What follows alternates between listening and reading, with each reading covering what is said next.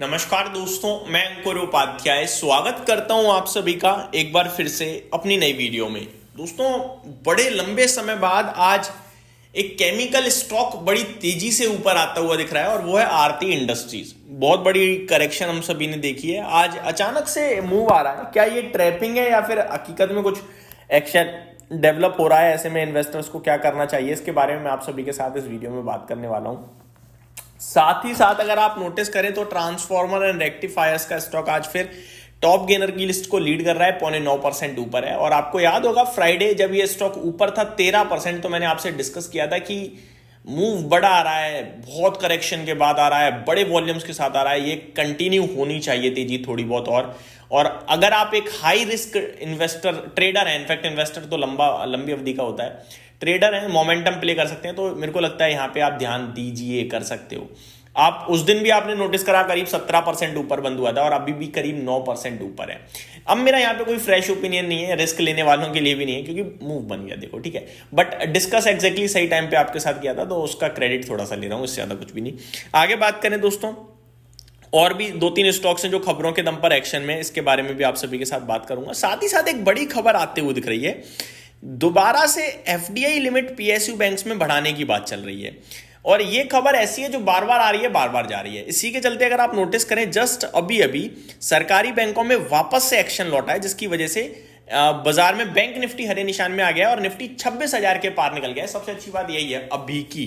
तो अब मैं स्टॉक स्पेसिफिक बात करता हूं। सबसे पहले आरती इंडस्ट्रीज, क्या हुआ है इसमें दोस्तों? न्यूज वगैरह तो मुझे कुछ दिख नहीं रही है एक्चुअली में। आज 6% का मूव है, वॉल्यूम्स अच्छे आए हैं, around 75 lakh shares already trade कर चुके हैं। बट मैं देख पा रहा हूं लगभग 7 नवंबर 2025 को 1.94 करोड़ शेयर्स ट्रेड करे थे। उस दिन ये स्टॉक बहुत ऊपर गया था और नीचे बंद हुआ। मैं आपको बताता हूं, 420 का हाई लगाया था और 404 पे ओपन हुआ था ये स्टॉक, यानी 5% ऊपर चला, फिर वहां से घटा और लगभग 385 की टेल पे क्लोजिंग आई और 2 करोड़ शेयर्स ट्रेड हुए। वहां बहुत बड़ी ट्रैपिंग हुई, ऐसा मुझे लगता है। और फिर ये गिरते इसने 342 के समथिंग लो लगाया और एग्जैक्टली जिस दिन लो लगाया 345 का 9 दिसंबर को, उस दिन इस स्टॉक में वॉल्यूम्स बिल्कुल मिसिंग थे। Hammer candle type candle form हुई और वहां से तेजी बन रही है। कहना मैं ये चाहता हूं कि स्टॉक में ना जिस दिन करेक्शन हुई थी काफी बड़ी, जैसा कि मैंने आपको बताया 7 नवंबर को, इस दिन वॉल्यूम्स बहुत बड़े थे, तो ये तेजी अच्छी लग रही है मुझे। बट अभी मैं इस पर भरोसा नहीं करूंगा, ठीक है जी। भरोसा कब करूंगा? आज ये यहाँ पे पहले तो ऊपर बंद हो जाए, कहाँ के कम से कम मेरे को चाहिए 375 के ऊपर की क्लोजिंग, और अभी 378 ट्रेड कर रहा है, ठीक है। पहली बात 375 के ऊपर बंद हो जाए।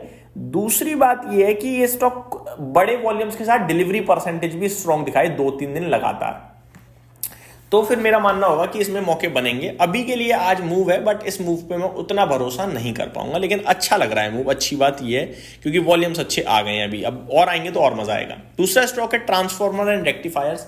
इस स्टॉक में देखो, मैंने आपसे क्यों कहा था परसों कि मौका है फ्राइडे को, क्योंकि इसमें जो वॉल्यूम्स जनरेट हुए 12 दिसंबर, वो 6.24 करोड़ शेयर्स थे। ये स्टॉक बड़ी लंबे समय से गिर रहा है और इतने बड़े वॉल्यूम्स स्टॉक में अभी तक आए ही नहीं है कभी।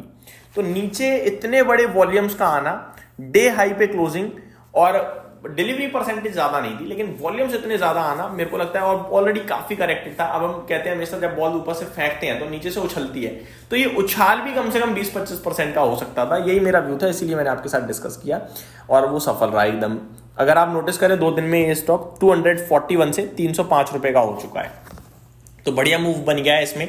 यहां से अब कोई मेरा ओपिनियन नहीं है, हालांकि अभी भी ऑलरेडी 3.22 करोड़ शेयर्स ट्रेड हो चुके हैं, तो ऊपर में अगर स्टॉक में ट्रैपिंग करनी होगी तो अब ये प्रॉफिट बुकिंग करवा देंगे।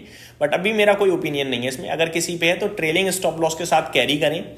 फ्रेश एंट्री के लिए बहुत ज़्यादा रिस्क हो जाएगी, मेरे को लगता है। अब आपके ऊपर है, करना चाहो करो, नहीं करना चाहते छोड़ दो, क्योंकि निकल गई है गाड़ी हाथ से।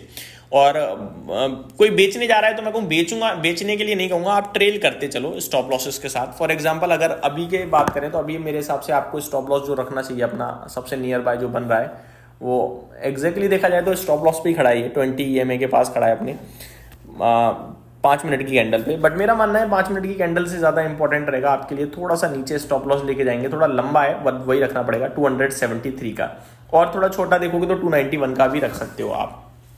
कैरी करें। और अगला स्टॉक है दोस्तों एनबीसीसी, लगातार खबरों में रहता है ये स्टॉक ऑर्डर्स के दम पर। अभी मैं आपको बताना चाहूंगा 3 दिसंबर को सबसे पहले 666 करोड़ का टर्न ऑर्डर मिला इस कंपनी को। 6 दिसंबर को कंपनी ने कहा 175 घर बेचे इन्होंने एस्पायर लीजर वैली में, करीब करीब 485 करोड़ के ग्रेटर नोएडा में।